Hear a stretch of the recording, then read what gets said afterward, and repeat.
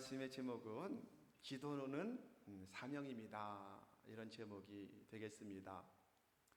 주 5세기 초에 텔레마쿠스라고 하는 수도사가 있었습니다. 이분은 한평생 기도하는 수도원에 들어가서 평생 거룩한 노동과 그리고 성경 말씀을 연구하는 일과 기도의 삶을 살고 있었습니다. 아주 영성이 뛰어난 분이신데요. 그러다 어느 날 이 텔레마쿠스가 간절히 기도하는 중에 주님의 음성을 들어요. 어떤 음성이냐면 자신을 로마로 보내기를 원하신다는 주님의 음성을 듣게 됩니다. 이 수도사는 그 말씀에 순종해서 로마를 향해서 길을 가는데 로마로 가라고 했지 가서 무엇을 하라고 했는지는 말씀하지 않으셔요. 가면서 여전히 기도합니다. 제가 로마로 가서 무엇을 해야 됩니까? 근데 그 이상 하나님이 말씀하지 않으십니다. 계속 기도하면서 로마에 드디어 도착을 했는데 마침 로마가 그 당시에 고트족이라고 하는 족과 전쟁을 크게 벌여서 완전한 대승을 거두어서 전 도시가 승리의 축제로 동안처럼 가득 차 있는 그런 때였습니다. 이 승리를 축하하기 위해서 원형 경기장에서 검투사 경기가 크게 성대하게 개최가 되었기 때문에 로마 모든 시민들이 다 그곳을 향해서 몰려가고 있는 것을 보게 됩니다. 로마가 AD 313년에 기독교를 공인해요. 예수를 믿어도 된다라고 공인했고, 그리고 380년에 테오도시우스 황제가 칙령을 발표함으로 말미암아 사실상 로마의 국교가 기독교가 되었음에도 불구하고 여전히 잔인한 검투사의 경기는 지속이 되고 있었던 것입니다. 텔레마쿠스는 자기도 모르게 그 군중들 속에 휩싸여서 원형 경기장 안으로 들어가게 되었습니다. 원형 경기장에서 빵빠레가 울려 퍼지면서 검투사들이 나와서 황제 앞에 맹세를 합니다. 목숨 걸고 황제를 위해서 싸우다 장렬하게 죽겠다는 맹세를 합니다. 이것을 본 텔레마쿠스가 이렇게 생각합니다. 이것은 분명히 잘못된 일이 아닌가. 이것을 막으라고 하나님이 나를 로마로 오게 하셨구나 라고 드디어 사명을 깨닫게 됩니다. 아무런 이유 없이 단순히 쾌락을 위해서 서로의 목숨을 걸고 죽고 죽이는 잔인한 학살극을 더 이상 그는 두고 볼 수가 없었습니다. 두 주먹을 불끈 쥐고 그리고는 경기장 안으로 뛰어 들어가며 온 힘을 다해서 외치게 되었습니다. 예수 그리스도의 이름으로 명하노니 이 싸움을 즉시 멈춰라. 큰 소리로 외치게 되었습니다. 처음에 사람들은 그것이 어떤 쇼의 일종인 줄 알고 그렇게 재미나게 깔깔거리며 웃었습니다. 어떤 경기장 측에서 이 늙은 수도사 복장을 한 다음에 그리고 어릿광대를 집어넣어서 경기에 흥을 돋기 위한 것인가 보다 이런 생각을 가지고 막 웃고 떠들었습니다. 그런데 이 텔레마쿠스는 두 검투 사이에 들어가서 결사적으로 싸움을 말렸습니다. 그리고는 다시 외쳤습니다. 예수 그리스도의 이름으로 명하노니 이 싸움을 즉시 멈춰라. 난데없는 이 상황에 사람들은 웃음을 터뜨리며 환호하다가 이게 쇼가 아니구나, 진짜구나. 그리고는 사람들이 소리치기 시작합니다. 그를 죽여라, 그를 찔러라.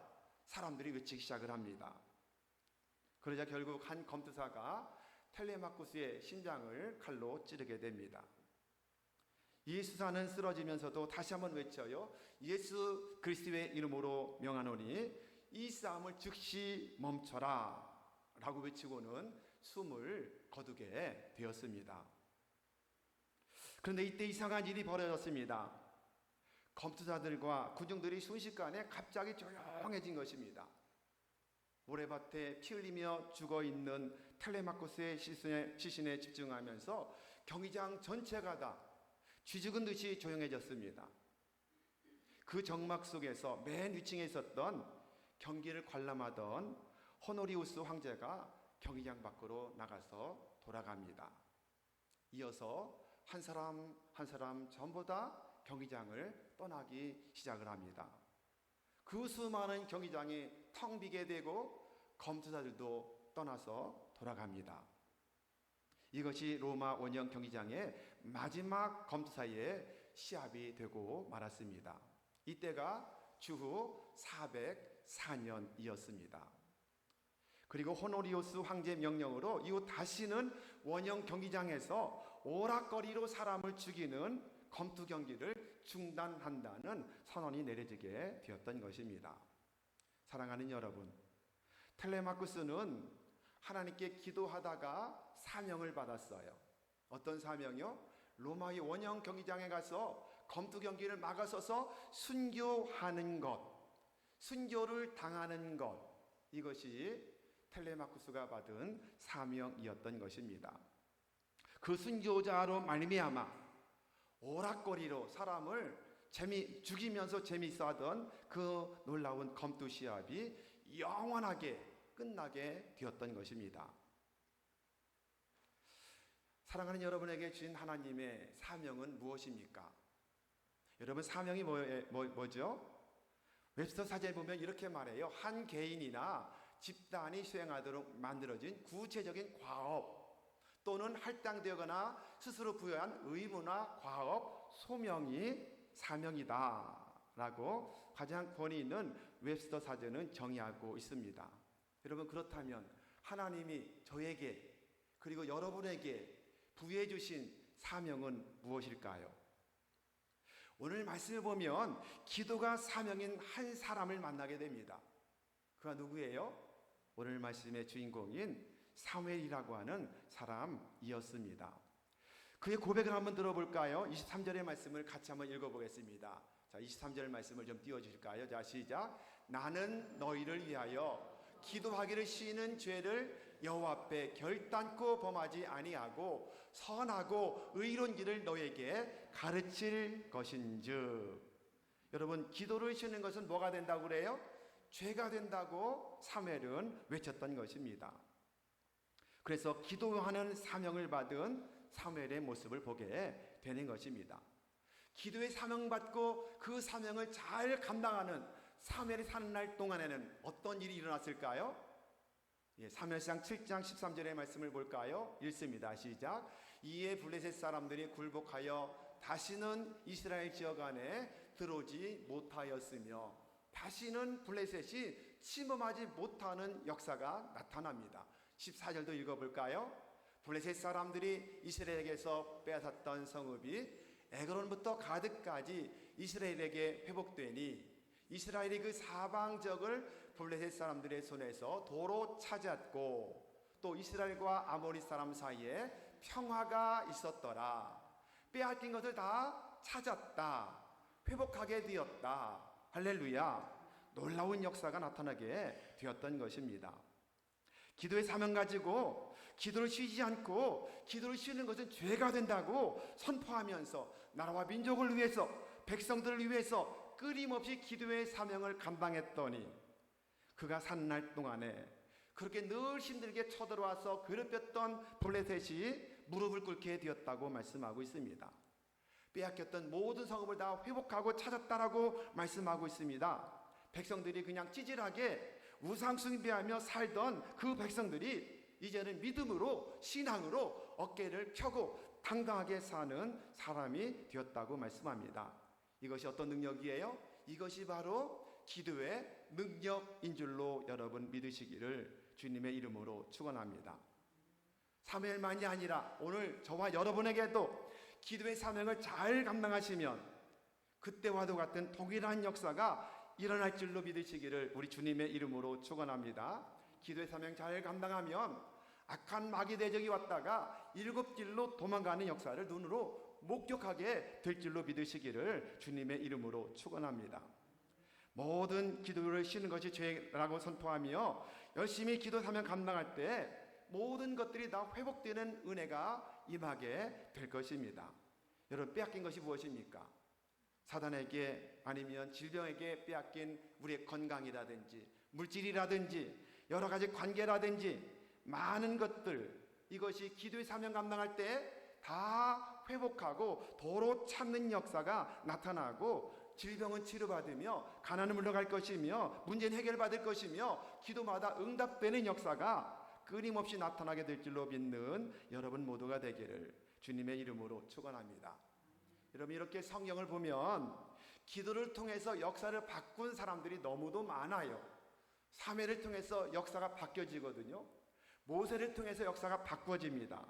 그런데 반대로 기도해야 될 때에 기도하지 않기 때문에 결국 영적인 분별력을 잃어버리고 세속에 취하고, 그래서 또 역사가 부정적인 것으로 바뀌어진 사례도 너무도 많이 있는 모습을 보게 됩니다. 그래서 오늘 오전 시간에는 기도를 해야 되는데 기도하지 않았기 때문에 역사가 잘못된 역사로 바뀌어지게 된 몇몇 사례들을 한번 말씀을 통해서 은혜로 나눠 보려고 합니다.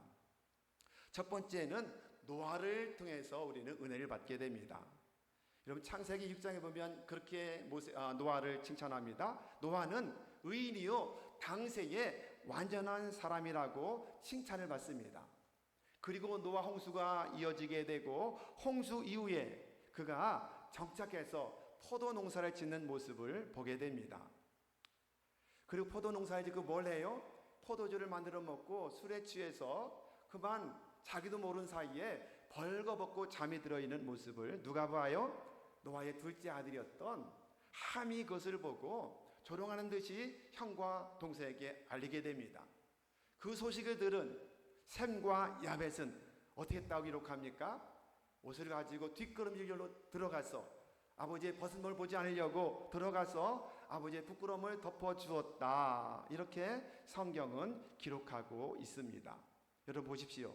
하나님께서 의인이라고 그 당시에 완전한 사람이라고 칭찬받던 사람이었음에도 불구하고 그가 계속적으로 기도하며 주님과 동행하는 삶을 살았더라면 아마도 술을 마시고 취해서 그렇게 벗은 몸으로 수치스럽게 누워있지는 않았을 것입니다.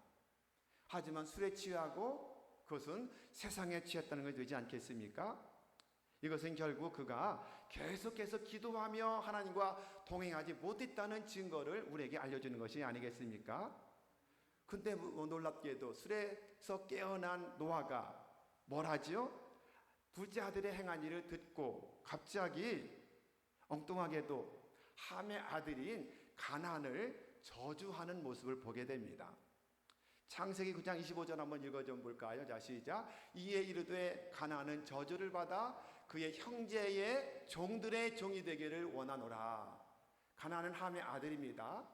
손자를 저주하는데 형제들의 종들의 종이 되기를, 종이 되는 것만도 억울한 일일 텐데 종들의 종이 되는 가장 낮은 비참한 상황으로 빠지게 된다고 저주하는 모습을 보게 됩니다. 결국 어떻게 돼요? 함도 물론 잘못했지만 노아 본인 잘못 더 큰데도 불구하고 그리고는 갑자기 아들의 아들인 손자를 저주하는 그런 모습 보게 되고 결국 어떻게 돼요? 그 저주를 아들과 후대가 그대로 고스란히 떠안게 되는 그런 모습을 성경을 통해서 보게 되는 것입니다. 함의 후예가 가나안이라고 그랬는데 가나안은 가나안 7족속의 조상이 되겠죠. 팔레스타인 지역에 살게 되고 또 그 후손들은 아프리카로 가서 함족이 아프리카를 통해서 넘어가게 되거든요. 많은 분들은 그렇게 이야기하죠. 수백 년 동안 아프리카가 얼마나 많은 어려움 속에 있었습니까? 노래 팔리는 많은 고난도 있었지 않습니까? 그리고 수많은 가난안 기근이 비참하게 있는 그런 모습을 보면서 노아의 후손 중에 함의 후손이라는 그런 성경학자들도 있거든요. 예. 노아가 그 당시에 기도하는 삶을 살았더라면 어땠을까요? 한 번 실수한 아들 함과 그의 자손 가나안을 아마 저주하지는 않았을 것입니다. 사랑하는 여러분, 기도해야 될 때에 기도하지 못하면 문제가 그냥 아무것도 일어나지 않는 것이 아니라 세속에 취해요. 술에 취한다든지 아니면 세속적인 가치관에 취하든지 그러면 분별력을 잃어버리게 됩니다. 그러면 축복을 해야 될 이 거룩한 입술이 뭐가 돼요? 자기도 모르는 사이에 저주하는 입술로 변하는, 그것조차도 깨닫지 못하게 될 수도 있는 것입니다. 결국 어떻게 돼요? 그 입술의 열매는 그대로 맺어진다는 사실을 성경을 통해서 우리가 보지 않습니까? 아버지가 축복했던 모든 축복이 자손대에서 그대로 이루어지고 저주가 그대로 이루어졌던 역사를 성경 통해서 보게 되지 않습니까? 여러분 그렇습니다. 입술의 열매는 그대로 맺어지게 되는 거예요. 결국 어떻게 돼요? 그 역사가 잘못된 방향으로, 원치 않은 방향으로 바뀌어지는 안타까운 현상들이 나타나게 돼요. 기도의 사명을 잃어버리면 이런 두려운 일이 우리에게서도 생길 수 있다는 사실을 여러분 잊지 않는 여러분 모두가 되기를 주님의 이름으로 축원합니다. 두 번째 사람은 아브라함입니다. 창세기 12장에 보면 아브라함을 하나님이 부르셔요. 말씀에 순종해서 자기의 고향 갈대우르에서 떠나서 가나안 땅까지 오게 되죠. 그런데 16장에 넘어가 보면 믿음의 조상 아브라함이 그 믿음의 조상이라고 기록되어 있는데도 불구하고 약속의 땅을 약속받고 자손을 약속으로 받았는데 가나안 땅에 와서 10년이 지나요. 75세 때 갈대우르를 떠나서 85세가 됐는데도 여전히 자손의 약속을 받았는데도 아들 주실 기미가 보이지 않아요. 이때 아내 사례가 제안을 하거든요. 16장에 보면 이 당신의 나이가 85세입니다. 저의 나이는 75세가 됩니다. 제 나이 75세 나는 아기를 낳을 수 없는 그런 나이입니다. 그러니 내 종, 몸종 하갈을 통해서 아들을 낳읍시다. 저 그림이 아주 유명한 그림이에요. 아브라함에게 하갈을 데려온 사라의 모습을 그려놓았던 비렐름 에르스트 디트리히가 그린 그림이거든요. 이렇게 제안을 하는 모습을 보게 됩니다. 여러분, 그런데 속빈 남자들은 다른 말은 아내 말을 잘 안 들어도 이런 말도 잘 듣잖아요. 그리고는 그 말을 들어요. 만약에 아내 말을 들은 다음에 이 아브라함이 하나님께 여쭈어 기도를 했더라면 하나님 뭐라고 말씀했을까요? 창세기 17장 15절 16절에 보면 이스마엘이 너의 상주가 아니다. 사라를 통해서 낳을 자가 너의 진정한 상속자라고 분명히 말씀하거든요. 그렇다면 분명히 여쭈어 봤을 때 하나님은 기다려라 라고 말씀하셨을 것입니다. 그런데 그는 기도하지 않아요. 기도하지 않은 누구 말을 들어요? 아내 말을 들어요. 그리고는 결국에는 아내 말대로 행하는 모습을 보게 됩니다. 자, 16장 창세기 16장 2절 말씀을 한번 보시면 끝에 아브라함이 사라의 말을 들으니라. 늘 하나님의 말씀을 잘 들었던 아브라함이 순간에 영적인 분별력을 잃어버리고 믿음의 의심이 생겨서 하나님의 음성이 아니라 아내의 말을 듣게 되고, 그리고 결국 하갈을 통해서 이스마엘이 태어나요. 태어난 것까지는 좋았지만 어떻게 돼요? 지금까지도 이스라엘과 끊임없는 분쟁이 나타난 이유가 뭐죠? 이스마엘의 탄생 때문에, 태어났기 때문에 그래요. 끊임없이 세계 도처에 테러가 일어나고 그 배후에는 이스마엘의 후손과 이삭의 후손의 갈등으로 생기는 문제가 여전히 지금도 전쟁 중에 있는 모습을 보게 되지 않습니까? 한 번의 실수가 이렇게 역사를 바꾸게 되었던 것입니다. 여러분, 우리가 항상 기도하지 않으면, 명령대로 쉬지 않고 기도하지 않으면 기도의 사명을 잃어버린 순간에 세상에 물들게 됩니다. 그러면 하나님 말씀이 아닌 사람의 말을 듣게 됩니다. 그러면 비극이 시작되는데 개인 한 사람만이 아니라 그 사람이 속해 있는 가정이나 가문이나 아니면 나라 민족도 결국 전 세계 역사의 축이 잘못된 방향으로 바뀌는 역사도 일어나게 되더라 라고 하는 사실을 아브라함을 통해서 교훈받게 되는 것입니다. 세 번째 사람은 그의 조카였던 롯을 통해서 또 교훈을 받게 됩니다. 창세기 13장에 보면 많은 아브라함이 복을 받죠. 함께 따라왔던 롯도 복을 받아요. 우양이 번성합니다. 그러자 어떤 일이 생겨나요? 아브라함의 목자들과 롯의 목자들이 다툼이 일어나기 시작을 합니다.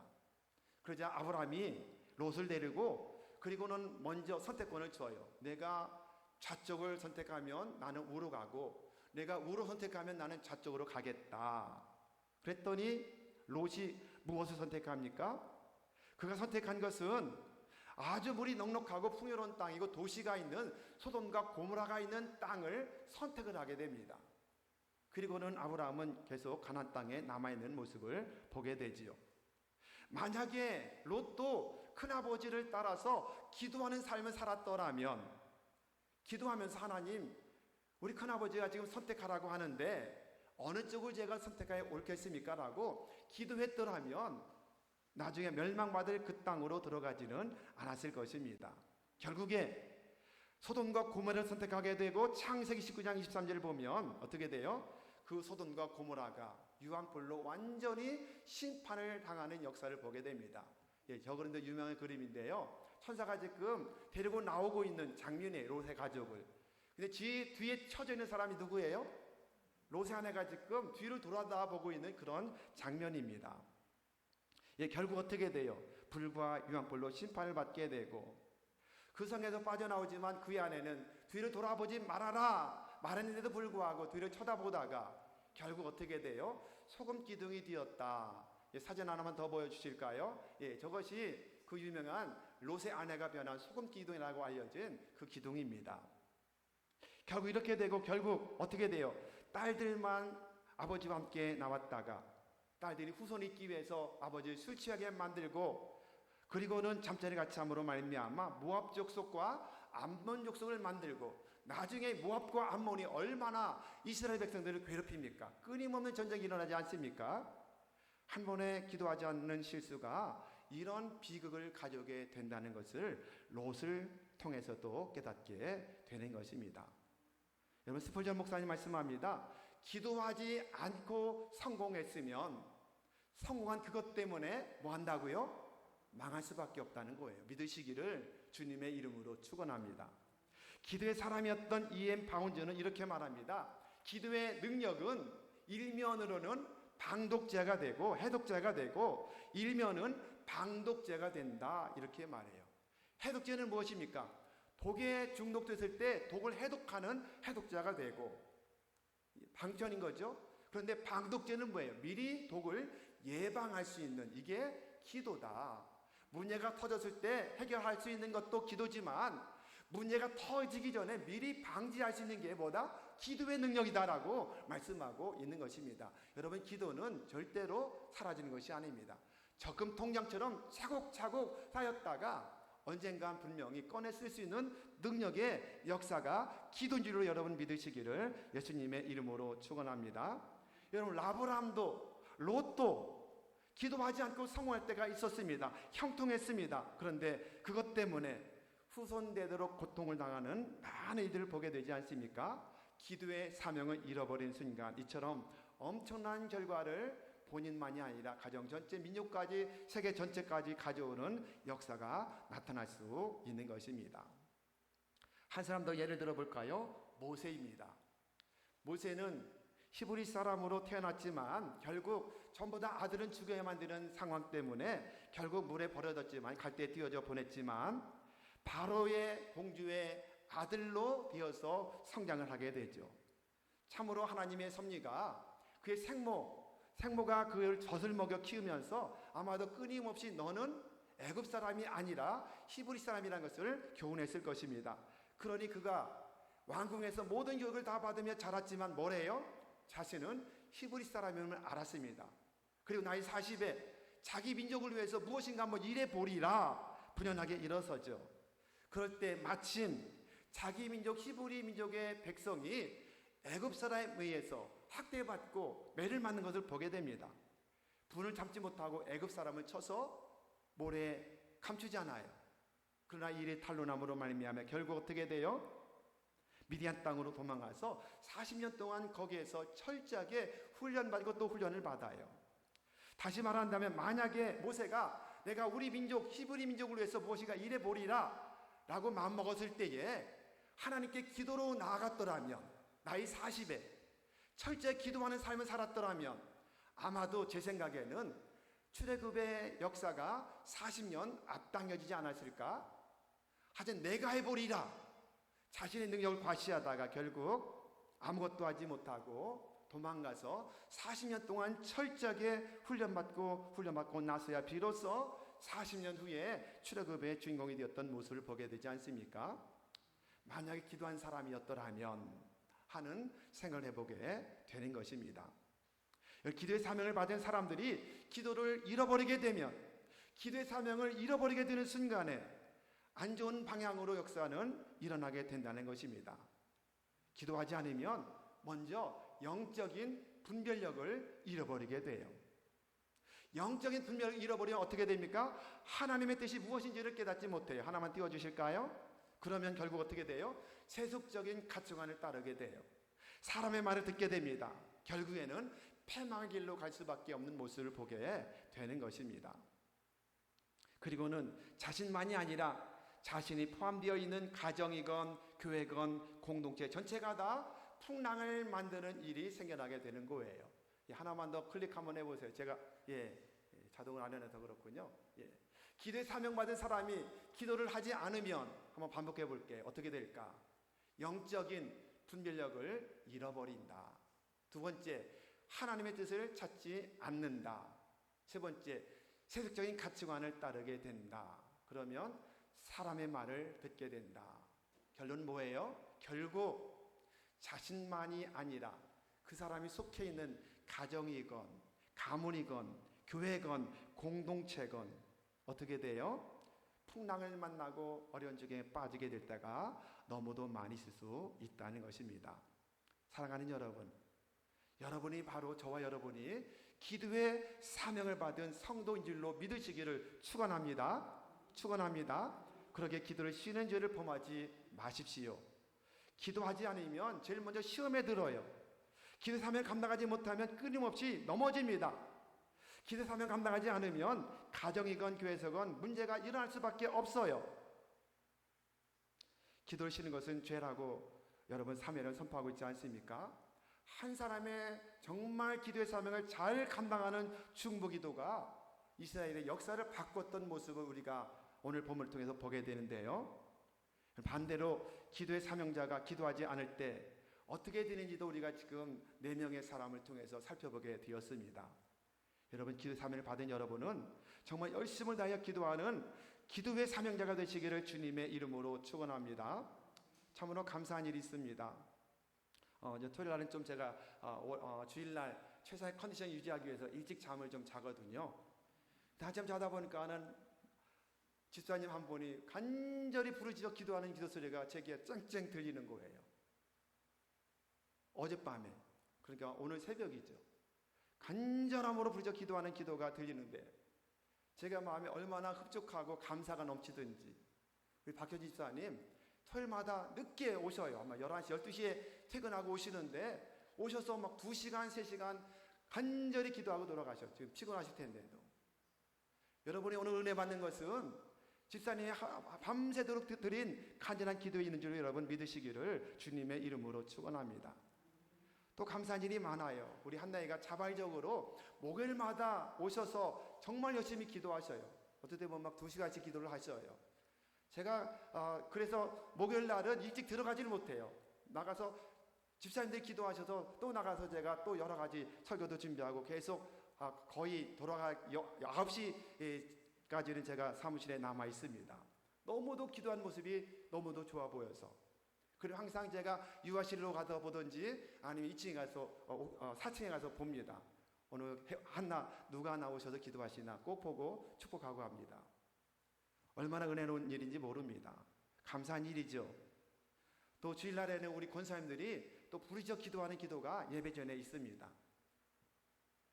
오래전에 우리 코로나 전에는 권사님들이 정말 일찍 나오셔서 열심히 기도하셨었거든요. 근데 코로나 바람에 중단됐는데 근데 우리 한나이가 기도하는 걸 보고 제가 부탁을 드렸어요. 우리 권사님들도 주일날 기도 좀 해주시면 감사하겠습니다. 그랬더니 순종하셔서 비록 많이는 오시지 못하는 것 같은데 오셔서 기도를 시작을 하셔서 열심히 기도하시더라고요.